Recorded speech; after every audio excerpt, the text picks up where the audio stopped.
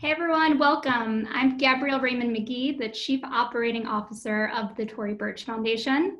Thanks for tuning in today. As a business owner, we're sure that you're experiencing frustration, confusion, and maybe you're not sure what next steps you should be taking as a business owner. And our hope with these webinars is that we could provide you with timely information and clear action steps that you can implement immediately into your business. So today, we're going to talk about how you can strengthen your business to withstand this crisis and beyond. I'm so excited because we have two incredible experts here from two completely different arenas, but equally important. Today, we're going to talk about finance and, of course, communications, how to communicate in this crisis. So on the finance side, we have Marilyn Landis, the president and CEO of Basic Business Concepts.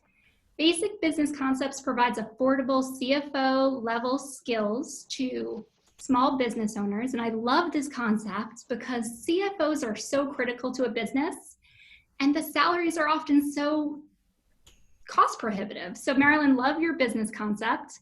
Love that you've been on all sides of SBA lending. You've worked with 3 of the largest SBA lenders in the country, and I know you're going to have great insights for us today. So thanks for being here. Thank you. We also have Ramon Ray. Ramon Ray is a communications guru. He's an expert in marketing, technology, personal branding for your business. He's the founder of Smart Hustle Media, entrepreneur in residence for Alice. And Ramon, you've done it all as an entrepreneur and author. So thank you so much for being here today. It's a pleasure, massive pleasure to be here. And I can't wait to learn from Marilyn all the areas that I need for my business. So I'm excited. We'll all learn a lot. So before we dive in, let's talk about the fact that this crisis is changing day by day, hour by hour. As far as a state of the union for small business, in the last week plus, we know that Congress voted on a second round of PPP funding of $310 billion. The reason why they voted on that was because the first round ran out right away. And this round is going to run out too. There are more people in the queue. People are frustrated. I think some really good news, Marilyn, is there are more lenders in the ecosystem now in this second round. Absolutely. Right? So we have CDFIs, we have women business centers that are often lenders, fintech companies like Cabbage and PayPal and Square. But there's also a ton of fraud, new rules and regulations that just came out yesterday. Right. So Marilyn, what do we all need to know about this second round of funding? Well, you know, at the very beginning of this, somebody said, what's the first thing I should do? I said, stop and breathe. All right. What we had was a massive stampede to whatever money was available. And everybody listening to this knows they were told at the front end of this, apply as quickly as you can for as much as you can. And then the rules changed. And then they changed again, and then they changed again. I'm on the mailing list for the lenders, so I see things as they change. Since the initial set came out, which was 31 pages long, the next set came out a couple weeks later. It came out 3 or 4 days after things went into effect. We're now up to 43 new sections, new rules, and much of it is retroactive. It's changing the rules from before. The law has morphed. When it first put out, it was meant to be a way to rescue small business and help them survive this. Over time, as the guidance has been written, it's increasingly become the bill to protect payroll. And in many cases, these businesses are being encouraged or told that they need to bring their employees back, pay them for 8 weeks, whether they need them or not, which is literally transferring the burden of unemployment from unemployment offices to the backs of employers. And many employers, all of the people listening today with the DNA of entrepreneurs are used to the fact that when you work, you get paid. And when you don't work, you don't get paid. So it runs contrary to all of their business models to pay people to do nothing and to not move the business forward. So they're frustrated, they're looking for ways around this, and that makes all of them more susceptible to fraud because you're looking for the newest piece of information, what's happening, and there is a lot of it out there. I got something the other day that was addressed, it said it was from sba.gov/somebody else. Hmm. And if I had to reapply, well, I didn't have to reapply, they were fishing for information. There's also a deep concern on the part of the government. The people who they are deeming now shouldn't have gotten the money did, because the rules were too open in the beginning. So many companies have also faced the public shaming in the public court, and I don't think that's going to stop. So I'm advising all of my clients, be careful, be conservative, and maybe this may or may not be the loan that's right for you. Mm-hmm. Well, Marilyn, I love what you've said in the past, which is don't let PPP be a surrogacy for unemployment. So if you're pivoting your business and now your business is really focused on e-commerce and it wasn't before, Right. make sure that the employees that are on your payroll help you get to this new pivot in your business. And I know we'll talk about that more in a bit. As far as loan forgiveness, are there any key highlights that we all should know? First thing that everybody needs to know is the rules have not yet been written for forgiveness. The application has not yet been written. No matter how many people tell you they can guarantee you forgiveness if they just take their seminar, the rules haven't been written. There are guidance that we have so far that suggest what the requirements will be for forgiveness. And the more those stress, 75% for payroll, no more than 25% for very specific things, rent, utilities, interest on debt. The question is raised, well, what if it isn't all forgiven? Will somehow we be penalized if we take advantage of that option to roll it over to a low interest rate loan? That part's not clear. And they're constantly every day adjusting and changing what they will and will not allow for forgiveness. So the sooner we have the rules written for the forgiveness application, the better it will be for all small business to know that they're complying. Well, I know we'll talk about alternative funding in a bit as well. For those that didn't tune into our webinar last week, we really walked through step by step, beginning to end PPP. So check that out on our YouTube channel if you missed it. Ramon, from a communications perspective, what's the lesson for entrepreneurs right now with everything changing? Absolutely. I mean, when everything changes, and again, most business owners and entrepreneurs who are like me are not experts like Marilyn is in this. It's to keep involved, keep up with the news of the day. And listen, there's a million different sources. So I would say narrow that down to 2, 3, 4, 5 places like the Tory Burch Foundation and just listen. It sounds simple, Gabrielle, but that's what I'm doing. I'm not a finance expert. I'm just keeping my ear to the ground and saying, you know what, let me every day get these sources from the experts. And I think that's the best any small business can do, especially in regards to the funding and PPP. Great advice. So Marilyn, I know we have a lot to cover, so let's jump right into your presentation on how we can be even stronger financially through this crisis and beyond. And for our whole community, know that we will take questions as we go. So feel free to write in questions in the chat box and I'll be looking at those. And we'll also have a section at the end of both presentations for questions. So plenty of time to ask questions. Let me bring up just a few things I want to share with everybody as we're talking, because what I'm trying to do is get us all on the same page so that we can better answer your questions when they come forward. First thing I want to say is entrepreneurs, we're survivors, all right? We will survive. It's tough times. Some companies prove more resilient than others. So when I'm going to talk a little bit about can that trait be learned? And what do we have to do to learn it? Ramon mentioned we're not all financial people, and that's true. I work with business owners who are bright, they're brilliant, they're exciting, and finance just wasn't their thing. So let's talk about what we need to survive this COVID-19 virus, what resilient companies have learned from prior, the recession, other things that have happened, and let's talk a little bit about what you should be thinking about. If you want to make a short list of what the financial questions are, we're going to talk a little bit about knowing your business model. The one that you're going to have moving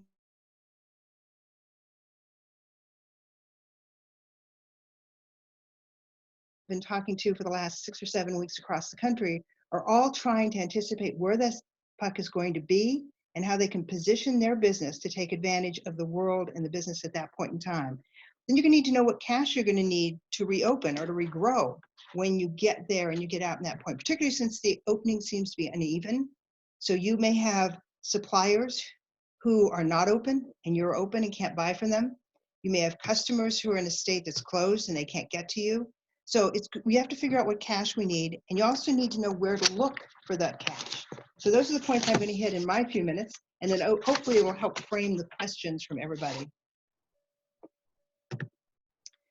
First of all, let's take a look at why businesses fail. Let's explore a minute that ran out of cash. That's a stark reality right now. Many of you are probably staring that reality in the face. I'm going to leave the naive idiots for a conversation over drinks when we're allowed to have those, all right?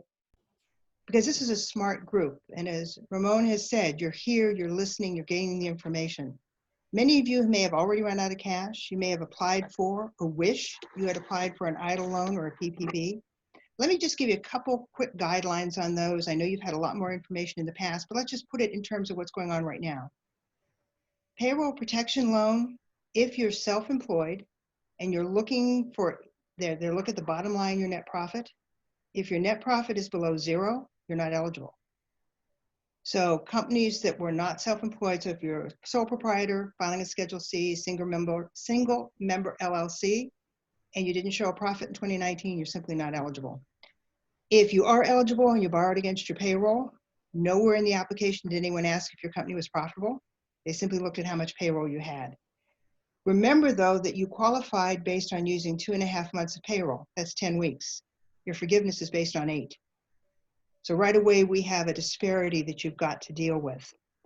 So keeping in mind, if you're bringing them back, the goal of the law was to bring them back whether you need them or not, pay them for 8 weeks. And what many of my clients are saying, but I may not have work for them. We're not even open yet. I live in Pennsylvania. We're still locked down. And as of yesterday, the governor said he's not even sure when he's going to open us up. So they're saying, how do I pay them and then lay them off again? They're really struggling with that. Some of them are getting creative, though. They're saying, okay, we know where the puck's going to be. I have a retailer who has beefed up their web presence during this time. So he's hiring for his employees who don't want to come back. Some of them don't. Increasingly, businesses are having that issue. He's hiring people who have expertise in his new form of business where he's going. I've had several clients doing that. And they're fulfilling the law. They're filling the payroll, they're putting people to work, and they're applying the proceeds toward that payroll. So you can get creative about hiring the right talent as you pivot your business to where the puck is going to be. Also, you may be looking at the full pool of this money. Originally was to be used for business expenses to help businesses through this. And if it's not forgiven, then it simply rolls into a low interest loan, which would be 1% paid out over 6 months. So many businesses are saying this is a good time to pivot. This is a good use of low interest loans. Keep in mind, because the forgiveness rules have not yet been written, we don't know if there'll be a penalty if you roll over to payment. We don't know that yet. So many clients are taking that cautiously. And then remember too, if it rolls over, it's debt. So if you were struggling to make your ends meet before this and worried about that we're taking on more debt, think twice. Even at 1%, it's still debt that has to be repaid. And it has to be repaid over a 2-year period. Also, recently, there's been some quotes, well, if you need money other than payroll, even Mnuchin said this yesterday, go get an EIDL loan. Well, unfortunately, right now, the EIDL loan is closed, except if you are a farm or an agribusiness. Mm-hmm. And we don't know when it's going to reopen to other businesses. And because it did run out of money, instead of the original advance of $10,000, it reduced it to $1,000 per employee. And instead of a 30-year repayment term, we don't know what that's going to be or the interest rate. And the maximum loans were cut down around $15,000. So they're still out there, but they're changing regularly. So be careful that you're talking to the people who know what they're talking about before they promise you things. So you've decided, Marilyn, before you jump ahead, we just have a few really great questions here. Sure. So one person says that they're waiting for PPP, but they did receive unemployment. Should they now take PPP or unemployment, and they feel like the rules are murky? You can't take both, right? Well, they are murky. They are murky because the rules for unemployment vary from state to state. And in many states, this was the first time ever that a self-employed could apply for unemployment. So the question would be, if you got PPP because you had payroll, but you weren't payable because you were self-employed, that guidance isn't clear about taking unemployment. Unemployment in most states, and I can't speak to all 50, in most states you can collect unemployment if you're out of a job, i.e. your business is closed. So if your business is closed and you're collecting unemployment, fair. But if you're qualified for PPP and you're going to bring employees back, then your business isn't really closed. So the best advice I can give is, what is your state ruling? All the federal government did was opened it to the self-employed and then put the $600 a month kicker on there. So the best advice I can give is get a hold of state expertise to know how your state is treating unemployment. Okay, and then another great question. Someone said they're receiving loan based on 3 employees, which are all part-time. Is my forgiveness based on the number of employees I have, or can I base it on the number of hours they worked? Okay, and we got guidance on that finally late last week. I think it was question number 36 or 37, so this is relatively new.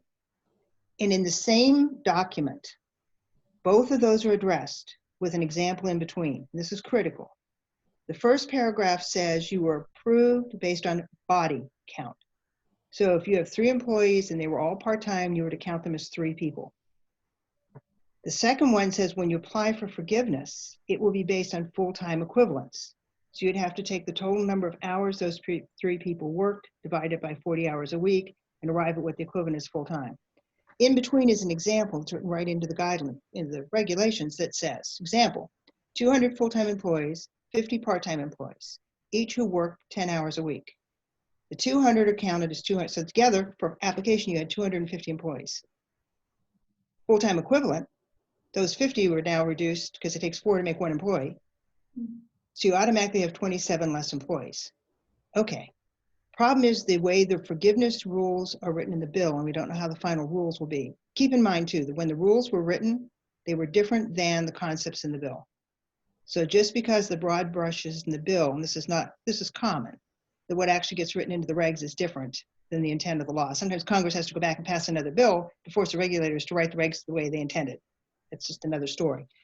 But, so if you're looking at that difference, there are 2 pieces to the forgiveness we're told. One, it will be based on that you've brought your employees back.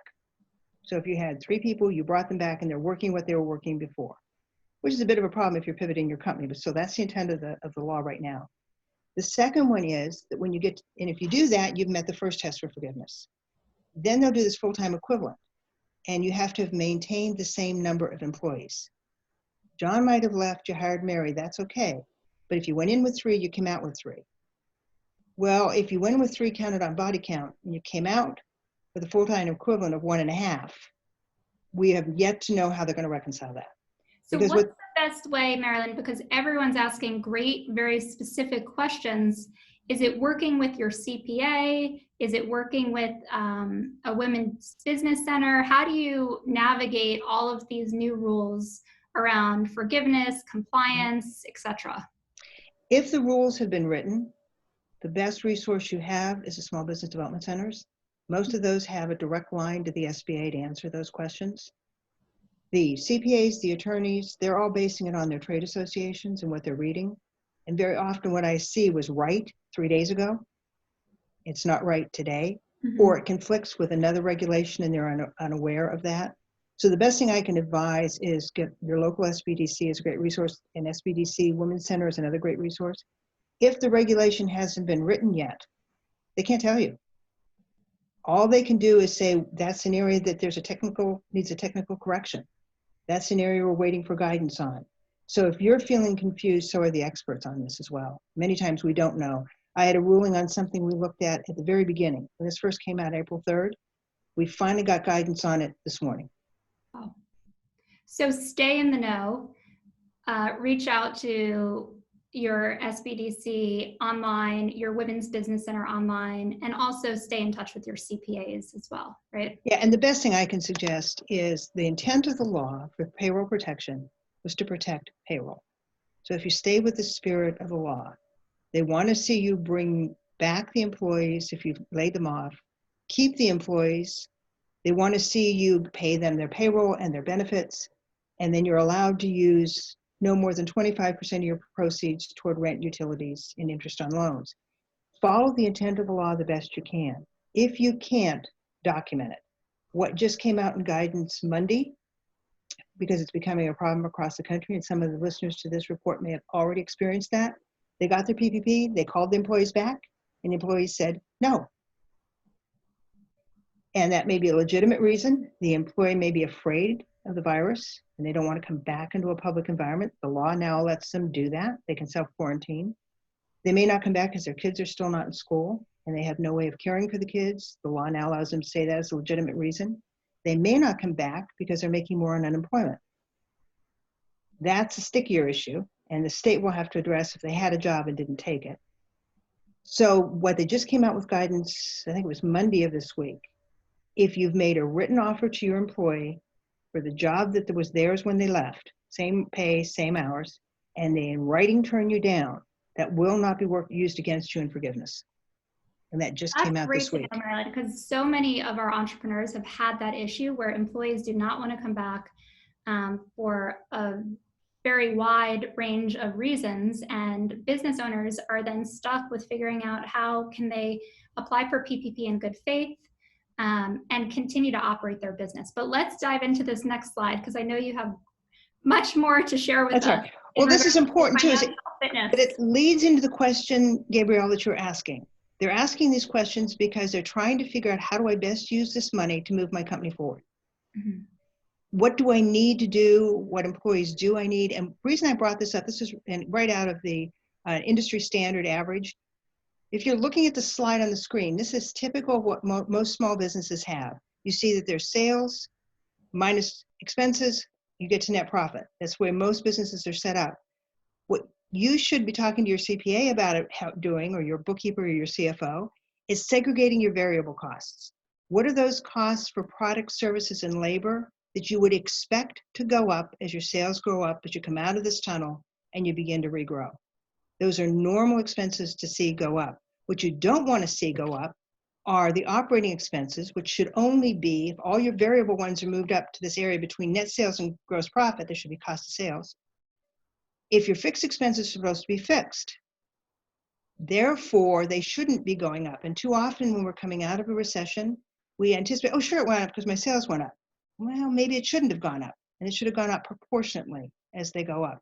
So this is critical to know what your break even is going to be when you're coming out. Let me give a specific example. Suppose your unit of sales is $150. Maybe that's the average item you sell, or that's your average billable rate, $150. If the direct product and services and labor to produce that $150 cost you $100, your gross profit should be $50. Then you can do the math. How many $50 do I need to cover my overhead? This is a way to grow your way out of it.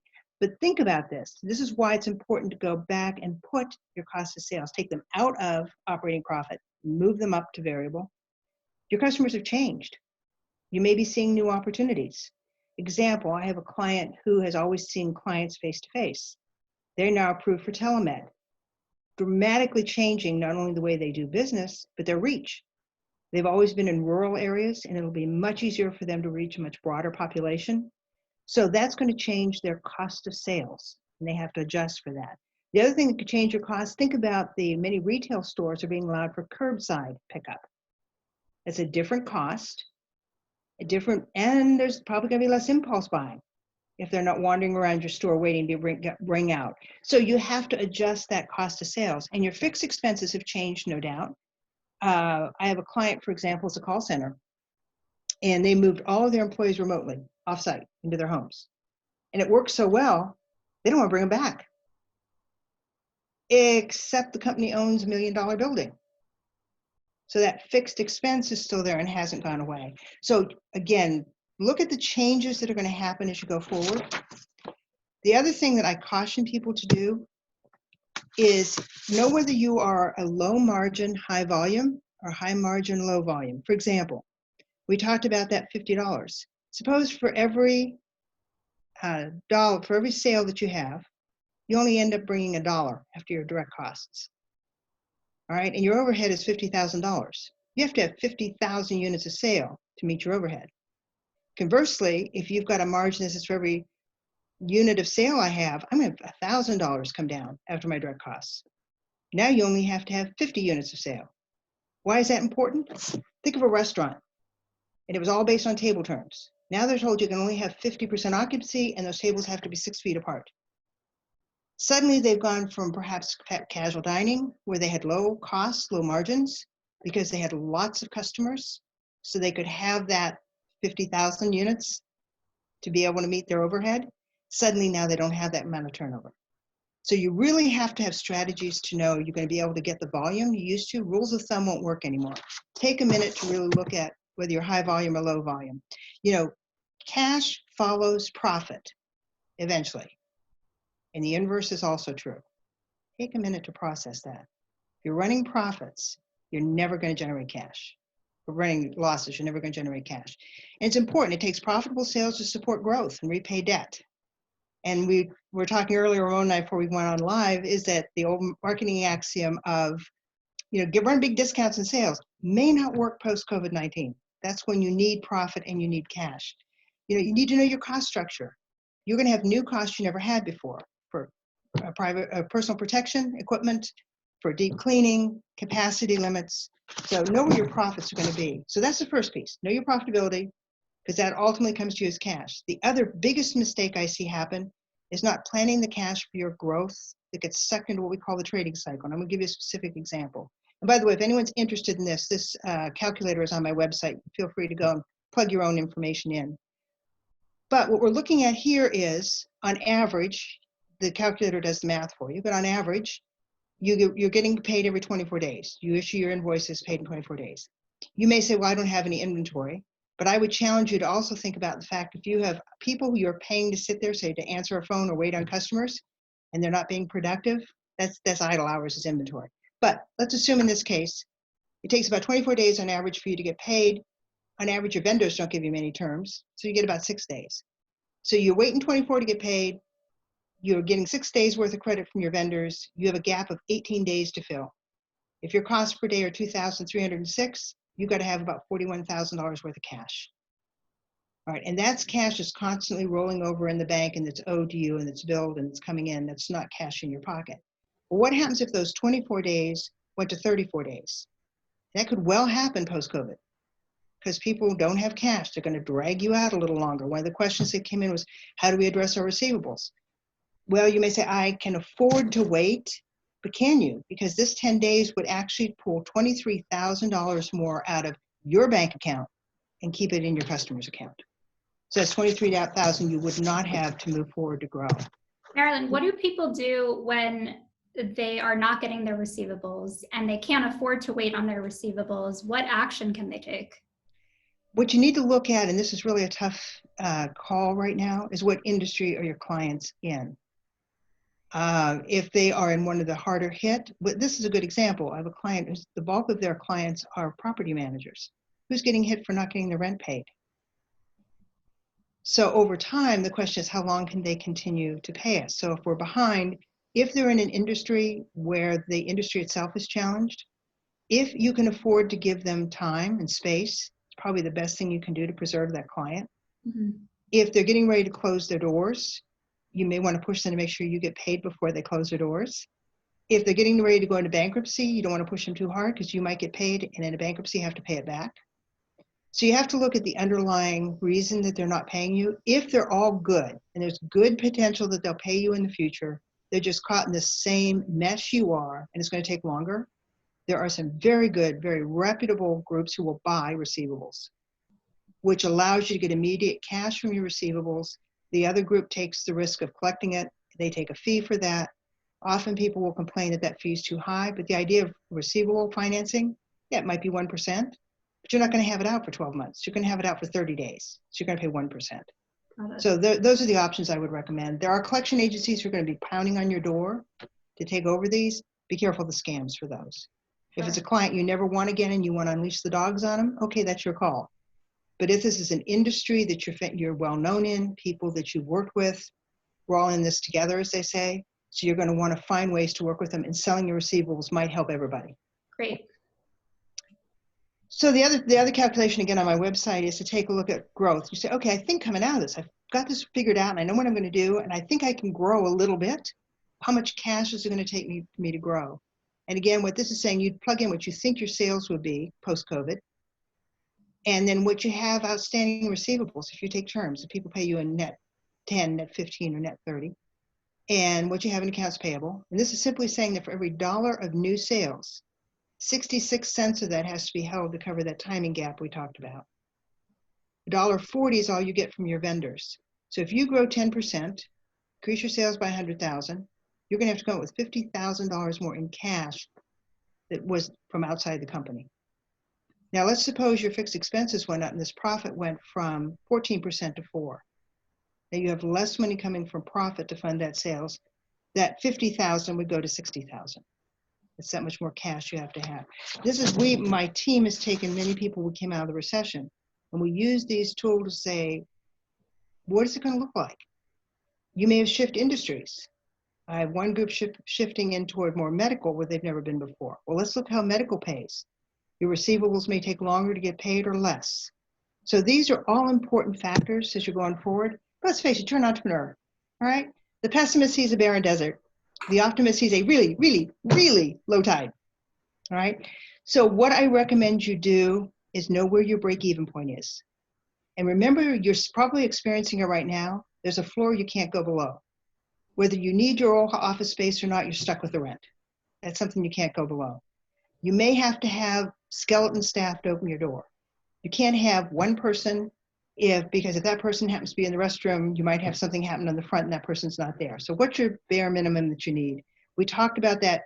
So how much sales do I need? Money coming from that to cover my overhead? How much is that bare minimum overhead? What's my break even then? At what point am I at break even? That's your first calculation. Then once you've determined what it's going to take to be at break even, then what you can do is what is going to need to fund the growth from there. What do you have to do to grow? Whether you take credit cards or you give terms or you're cash on demand, what do you need to grow from there? Calculate what your future profit will be that can support that growth. If you have to borrow money, how are you going to pay that back? And when you get that plan together, then look at your old unpaid vendors, your old debt, and look at how you can repay that. Don't jump into the trap of trying to pay the one who's screaming the loudest next, because that is not always in the best interest of everybody. Lastly, and this is my last piece on this. I love this quote. This is from Hannibal when he was trying to take the elephants across the Pyrenees. We're talking about 247 BC. He's supposed to have said, we will either find a way or make one. So the challenge on everyone on this call is bring in all your financial professionals, bookkeepers, CFOs, CFO types, CPAs, and get them. CPAs are not good at looking at the future. And I'm allowed to say that. I've converted 2 to the dark side. All right, they're real good at recording history, but they can help you with your history. And then you have to look into the future and make sure the way you make is profitable. I keep saying to all my clients through all of this, I challenge them. What do you need now? Where are you going to be? What are the obstacles in your way? And how are you going to be better? If you can't tell me you're going to be better, why are we going through the exercise? So with that, I'm open to any other questions, Gabrielle, that you have. That's great, Marilyn. Thank you so much. I think the key point for all of us is know your business, right? Many of the entrepreneurs in our community do not have the luxury of a CFO, but they'll certainly look up your business model. But each business owner needs to know their numbers right now. And I know we have many more questions that we'll get to in a bit. But now from a communications perspective, Ramon, people are paralyzed in this crisis. We've had so many conversations with our Tory Burch Fellows and other members of our community. And I think the question to start from a communications perspective is, what's step one? Yeah. And by the way, I have to pay homage 10,000 homage to Marilyn. I wanted to take notes and just get out of the presenter mode, but I didn't want to be rude. People think, what's he doing? So I had to have some decorum, but really, wow, Marilyn. But anyway, I know we have to serve our audience here, but no, I think step one, really, I'm a firm believer, and Gabrielle, again, thanks for having me with you today. I think it's really this aspect of leading with empathy and care, and I know many people may have heard it over and over and over and over again, but I think for me, we knee-jerk into selling. I'm panicking a bit. How do I get my business running and things like this, which are important, Gabrielle. But I'm a firm believer in saying, slow down and really check yourself. As they teach us kind of on the airlines, you put your oxygen mask on first.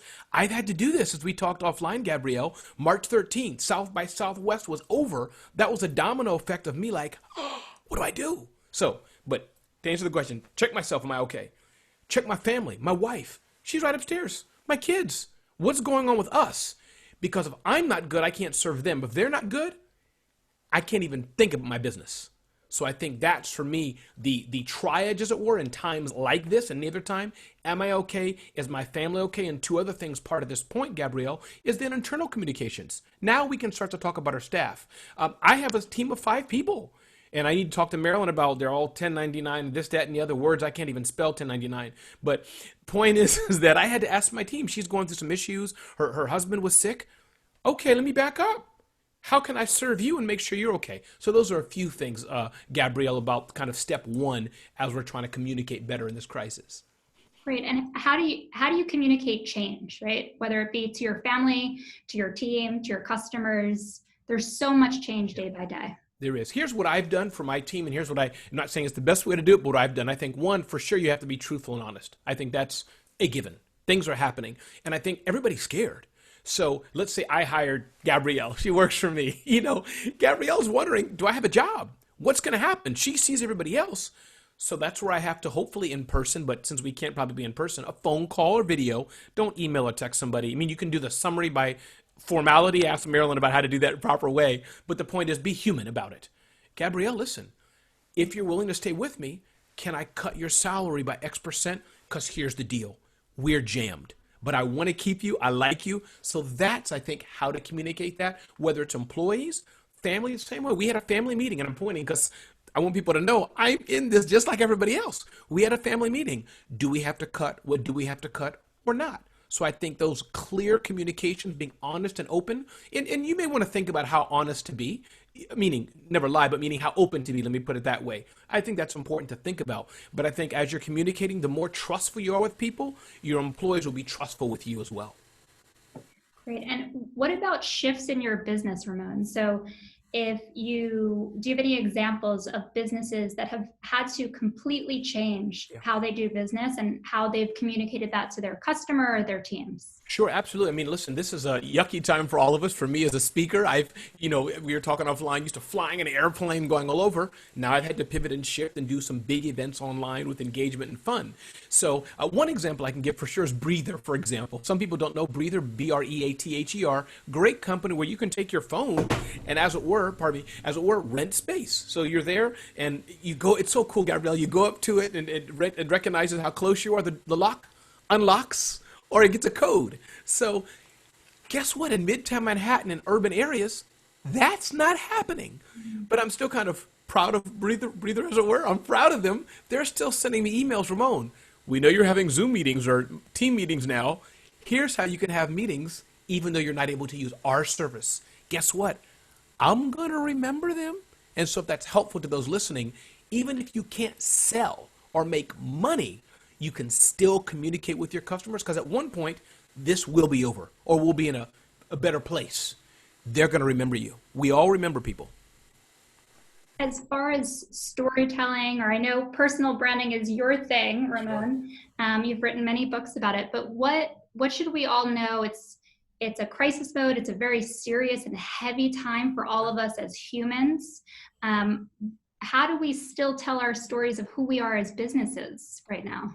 Yeah, I think it's important. I think, listen, storytelling is an important aspect, and I think it's hard for some people forget. For me, and again, Marilyn deals with some people like this as well. For us, very small businesses. I could pretend smart hustle media, big corporation. I have started 4 companies. I have and sold 2. But it goes back to me. I've just realized they're buying it because they either like or don't like Ramon. So my point is, I'm a firm believer, Gabrielle, in this personal brand because I think at the end of the day, it's about the aspect of building your community, building your fan base, and as I say, ask for a smile before you ask for a sale. I can, go knocking on Marilyn's door and say, Marilyn, can I borrow $10,000? Well, yeah. But I say, hi, Marilyn, and, pre-COVID, shake a hand or give a hug. That's easier. Then we can make the sale. So personal branding to me is so important because in this time we're all tense. Beyond the logo and all those things, it's about, do I like Ramon? Do I like Gabrielle? Especially for us very small businesses. And that's collateral. That's credibility. I think that's worth something, possibly more than money, or can lead to money. That personal brand, who you are, what you've done, and we're not going to talk about it today, but that's where video, social media, the communication, Instagram stories, these things for me, that you can still do, even if you can't make a sale yet. Well, that's a great tie-in. So I think one thing that we're all realizing, I know I have a toddler running around here, is we're throwing out perfection, right? And as business owners, we need to build communities. So talk to us about how you can do that without marketing budgets or CMOs or things that people do not have the luxury to have right now. So what tools or technology can people use to really build out the community and be okay with things not being perfect? Absolutely. So that addresses three things, and I'll try to say this succinctly because I know people have questions and I want to answer with Marilyn as many as we can. But here's a few things I would say. I think one, definitely you hit the nail on the head, the aspect of perfection. You don't want to have things looking busted, as I'd say when I was growing up. But you make sure you're whatever, and you're a little nice, and you want to, put your, as it were, and you all understand I'm being having fun here, but you understand what I'm trying to come across. Your website doesn't have to be perfect. It shouldn't have typos in there, but sometimes you just have to launch and get stuff done. So that's one. I think point two, remember this time frame, there's a lot of people who are experts at things who you can get either for cheap or just saying, could you help me for 30 minutes? I've been on calls like that, just helping people. So that's two. Point three, there's a lot of tools you can do it yourself. This is that time. I've been on a number of calls and I've heard one resounding thing, Gabrielle. While we're in pause, you can still grow your business. You can still do the stuff that maybe you weren't doing in January. So I think that's some things I see when I see that. And then the other part I'll just answer, in brief, I think is building community for me. One simple example. This is for those of you who are shy. Pay attention, shy people. Hey, I'm Gabrielle. Thanks for coming to my pop-up shop. We just started making, custom-made, what do you call these things, Gabrielle? Cufflinks. Cufflinks. Yeah, we just started making custom-made cufflinks. Come on over to our Zoom call. We're going to talk about should it be orange or yellow. Making it up. That's building community. You doing that every week, every day, every morning schedule. Then, and the last point here, we do want to make money so that the empathetic or the part where you're pushing to money is, if you want to be on our list, feel free to sign up. Now you're gently nurturing people, whether it's today or tomorrow, to buying from you. So you're building the community. Marilyn's not ready to buy yet. She's had to close her business, but she still wants to have fun about orange cufflinks on Friday nights. For those who want to buy, you can gently nurture them to buy. So that's a kind of a quick way when I talk about personal branding and community. Build the audience, feed the audience, and then gently nurture those who want to. If you'd like to buy, here's how you can do it. Great. Love it. Gabrielle, if I may, I would like to say that everything that Ramon just said should be applied to communicating with everyone you talk to about your numbers. Don't assume just because it's the numbers you suddenly have to be like this. All right? Give them a sense of that it's okay. We're going to be through this. Yeah. There are ways to share your numbers without sharing all the detail. They don't want it anyway, but they need to know enough to know what are the markers we should look for. Yes. All the things you said, you take that communication, and how do I communicate to my team what it's going to take to get us all out of this successfully? And they will come up with ideas you never thought of. Because they're on the front line, and that front line might be your person only works 2 hours a week for you, but they see things you don't. So absolutely take all of Ramon's skills and think about how do I communicate my finances that way. So does that mean, Marilyn, that I have a chance that I may understand finance one day? That I mean have a small You absolutely do, as long as nobody gives you a wall of numbers. Yes, exactly. Well, it is two of the most important parts of running your business, right? Finance and marketing. So thank you both for giving us such a speedy and in-depth intel in what we can do, what action steps we can take today to strengthen our business, both on communications and finance. And I know we have so many questions to get through in the chat box. So let's see here.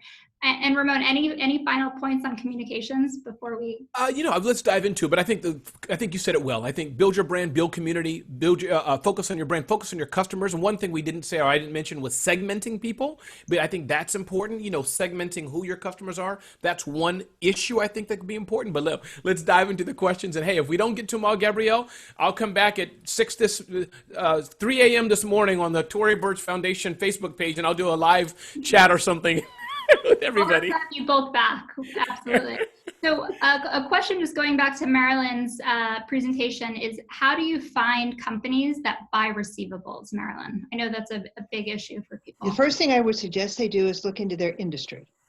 Because usually the folks that do what's called factoring, and the people who do factoring usually go follow an industry because they feel comfortable with that industry. So that's the first place to look.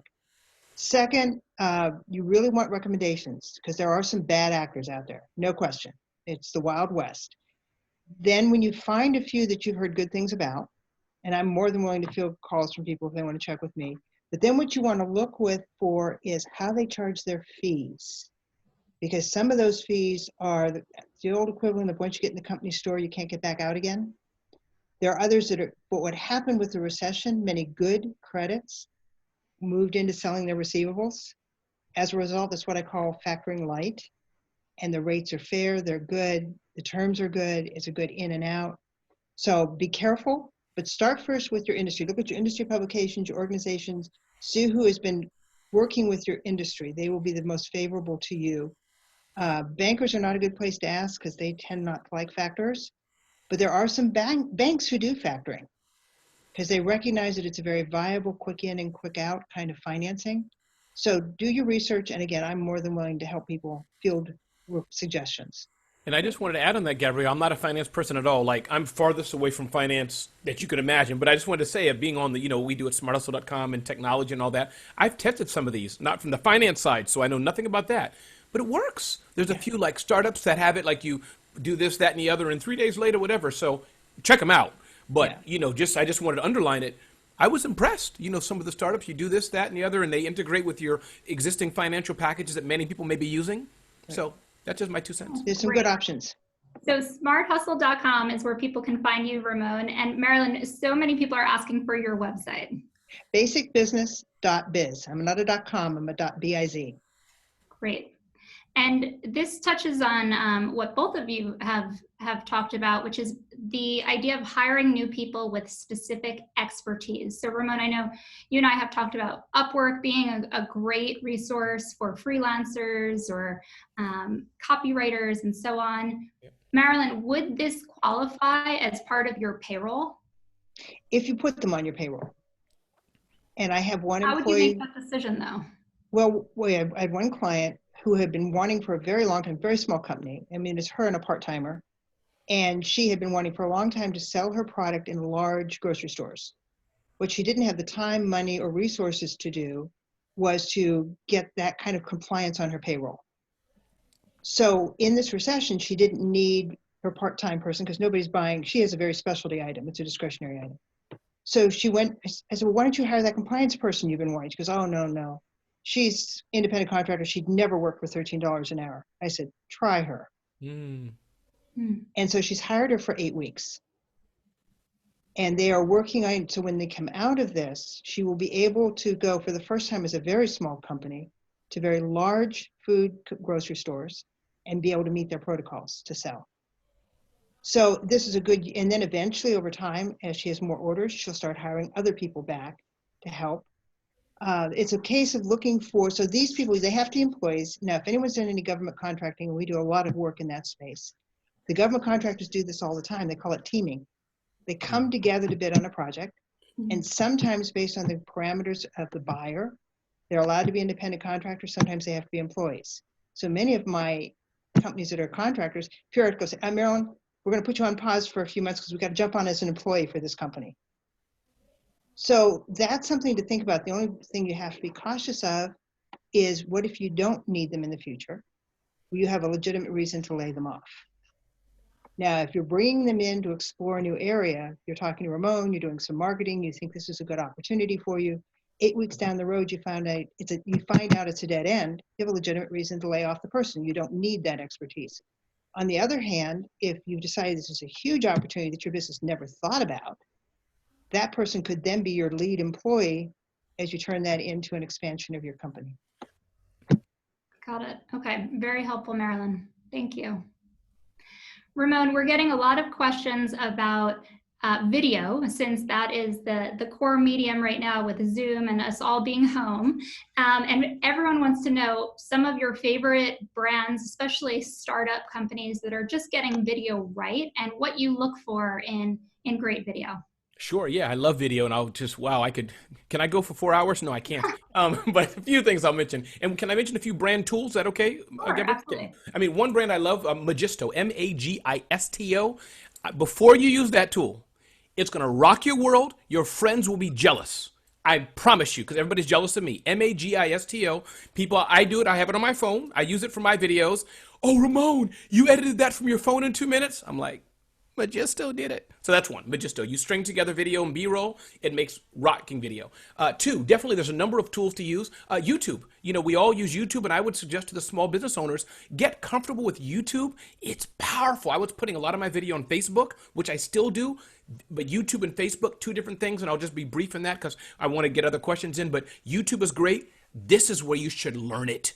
YouTube will rock your world. And one thing I learned from Evan Carmichael, some of you may know him in Canada, is your thumbnails. So that's two. And I'll give one last tip. I want to get more questions in as much as you can. But one last tip is how to hold your phone. So I'm going to show it to you. I've never done this on a Zoom call before. Usually I do it from the live audience. So don't hold your phone like this. Hi, my name is Marilyn. How are you? No, no, no, no, no, no, no, no.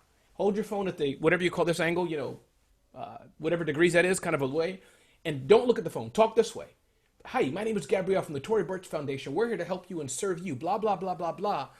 That move looks weird like this, but it's ninja. On video, it looks like you're panoramic and they think you have a tripod fancy guy or gal with you. That's it. That's video in a minute.